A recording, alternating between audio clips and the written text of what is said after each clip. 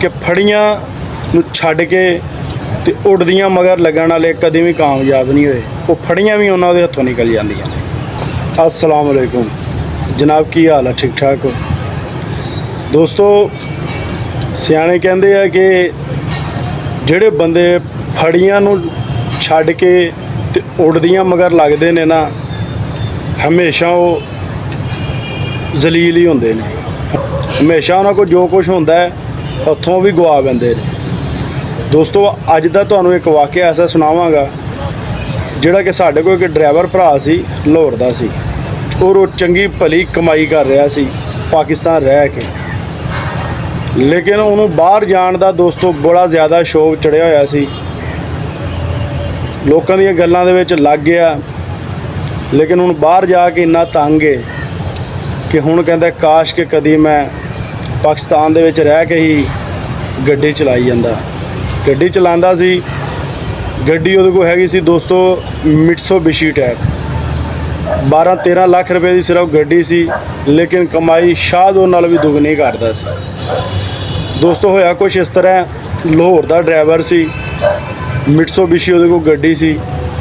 लाहौर तो फैसलाबाद जे अगर सुबह गया ना, लाहौर तो फैसलाबाद आया तो शामी वो फिर लाहौर है, जे शामी आया तो सुबह फिर लाहौर तो फैसलाबाद दे घट तो घट 24 तो 25 चक्कर एक महीने दे विच लांदा सी। और अपने मूँह दसदा सी कि 2.5-3 लाख रुपया हर महीने मैं कमांदा वां। दोस्तों बड़ा सुखी सी, नाल ड्राइवर रखे होया सी। जो अपना दिल नहीं सी करदा, ड्राइवर नूं गड्डी दे के भेज दिंदा सी, ड्राइवर फेरा ला लैंदा सी। यानी कि 2 बंदे एक गड्डी ते चलदे सी और सोहनी रोज़ी कमा लैंदे सी।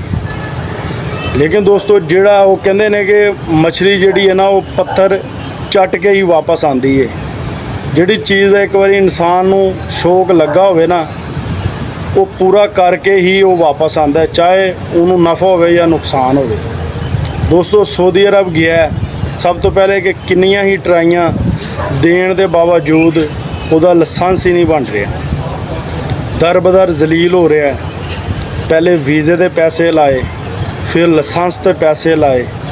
अगर लाइसेंस बन भी गया तो मेरा ख्याल है कि वो पाकिस्तानी कोई 7-8 लाख रुपया बनता है, लेकिन कम अज़ कम 18-20 लाख रुपया उन्हें या इस तो ज़्यादा ला लो हुण तिकर खर्च कर दिता, लेकिन अजे तिकर उहदा लाइसेंस नहीं बन रहा। यानी कि वीज़े दे पैसे पा के जिन्ने भी उत्थे खर्चे अखराजात पा के जलालत वखरी, देसो परदेस वखरा होया। दोस्तों इत्थे की हुंदा सी, अगर सुबह फेरे ते आया तो शामी घर है, जे शामी फेरे ते आया तो सुबह घर है। सब तो वड्डी उहनूं बचत ये सी।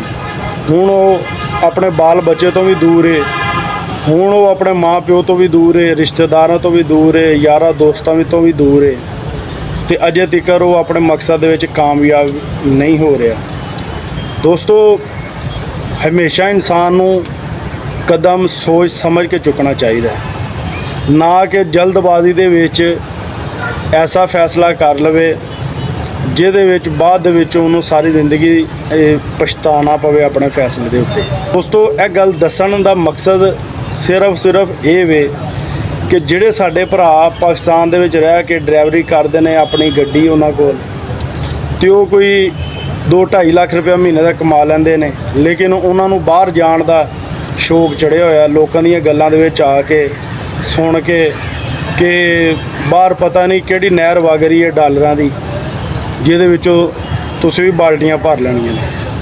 जदों उस बंदे नाल गल होई है ना दोस्तों, तो उन्हें कहा कि यार असीं तो समझिया सी शायद इत्थे दरख्तां नाल पैसे लगे हुए हैं, लेकिन दोस्तों उन्हें कहा कि अगर लाइसेंस बन भी गया ना तो इन्ना सौखा नहीं है इत्थों पैसा इकट्ठा करना। कहंदा मैं ड्राइवरां को पूछिया, चलान बहुत ज़्यादा हो जाते हैं। ठीक है, सऊदी अरब दे विच कानून बड़े सख्त ने उत्थों दे। उस तो बाद दोस्तों उन्हें कहा गर्मी बहुत ज़्यादा है, AC बेशक लगे हुए हैं, लेकिन पाकिस्तान की निस्बत बहुत ज़्यादा गर्मी है। फिर अपने घर वालियां तो दूर हाँ, तो बड़ा मुश्किल टाइम गुजर रहा उन्हें। दोस्तों बाहर डॉलरां दीयां नहरां कोई नहीं जी है।